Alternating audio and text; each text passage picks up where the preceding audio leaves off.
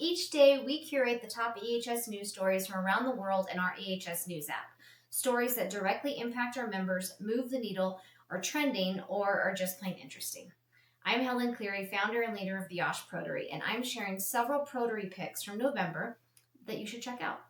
So let's start with a fresh look at who is actually getting hurt at work and where. New data from the Bureau of Labor Statistics, BLS, shows non-fatal injury and illness rates vary significantly by workplace size. While small businesses tend to have lower rates, mid-sized companies, those with 50 to 249 employees, often see higher rates than both smaller and larger employers. Some industries like arts, entertainment, and recreation had even higher rates for mid-sized establishments. This highlights that workplace size isn't the only factor, and mid-sized businesses may need tailored support and resources to manage their unique risks effectively. Staying with exposures that don't stop at the facility line, a new study out of Boston applied a familiar tool in a new setting. Colorimetric wipes, already used in occupational settings, to detect lead in homes and vehicles of lead-exposed construction workers. Researchers found significant lead contamination on many surfaces, but particularly kitchens and vehicle trunks. This type of use may be a way to identify take-home lead, supporting families and strengthening partnerships with public health agencies. On the drinking water side of the lead issue, EPA announced a major new funding infusion, $3 billion for states to reduce lead in drinking water, with an additional $1.1 billion in previously unused funds being redistributed. This is part of EPA's ongoing push to accelerate lead service line replacement and reduce lead exposure in schools, childcare settings, and communities with aging infrastructure. This isn't just a funding story, though. It's a signal that EPA expects better answers to basic questions. Where is the lead? What's the plan to remove it? And how are we telling the public about the risk? Service line inventories, now in a new EPA dashboard, long-range replacement plans, and transparent communication are moving from best practice to baseline expectations. Next, a cluster of stories highlights a rapidly evolving picture of psychological health and safety at work. A piece from Canada's Public Service Alliance makes it explicit. Psychological injuries on the job are workplace hazards, and employers must treat them that way. This reflects a growing global trend where mental health harm is increasingly recognized as compensable. A new TriNet State of the Workplace report shows rising overall employee satisfaction, but Gen Z reports higher concerns about mental health, job security, and AI. And there's a widening perception gap between how leaders think they're doing and how employees actually feel they're doing.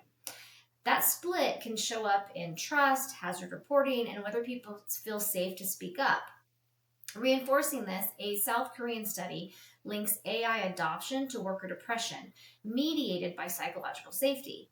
AI adoption wasn't directly associated with depression. Instead, it reduced psychological safety, which in turn increased depressive symptoms. When psychological safety is high, AI rollouts are less likely to harm mental health. When it's low, the same rollout can increase stress and risk of depression. Interesting.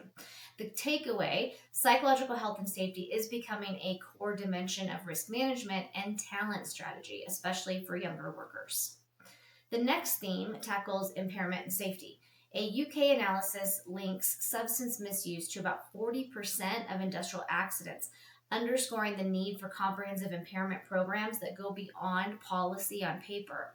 It means education, supervisor awareness, confidential support that reflect the real substances and patterns in your workforce. Separately, a study on drivers killed in crashes found many tested positive for THC. Toxicology alone doesn't always prove impairment at the moment of impact, and the study wasn't focused on occupational settings, but it keeps the spotlight on evolving cannabis policies, clear for communication, and robust fit-for-duty assessments. We also have a couple of notable stories in cutting-edge environmental monitoring and critical heat safety. Burton Technologies has unveiled a new autonomous spectrometric probe for environmental radiation monitoring. This high-sensitivity system signals a broader trend, though. Environmental monitoring is becoming more autonomous, networked, and integrated for real-time risk management. In heat stress, UConn's Corey Stringer Institute launched a new occupational heat safety lab. This dedicated facility studies how heat impacts workers and tests practical interventions. With growing regulatory pressure on this topic, this lab is poised to deliver vital evidence-based insights for heat illness prevention. And finally, let's talk about the multi-generational workforce and the safety gap across age groups. A new piece on closing the work safety gap across generations uses NIOSH data to show that older workers are actually less likely to be injured, but when they are, injuries tend to be more serious and costly. Workers under 30, by contrast, have higher non-fatal injury rates, often linked to inexperience and limited safety training. Layer on that, the TriNet report we discussed earlier, overall satisfaction is up, but younger workers are still more worried about mental health, job security, and AI. The takeaway, one-size-fits-all safety communication and training may be losing effectiveness. Programs that adapt for generations and deliberately build psychological safety for early career workers are more likely to see engagement reporting and fewer incidents. Okay, those are some of the Protary picks and trends for November. The news cycle moves fast. If you want to stay ahead and get curated updates tailored for EHS leaders, reach out and learn more about the OSH Protary and our EHS News app.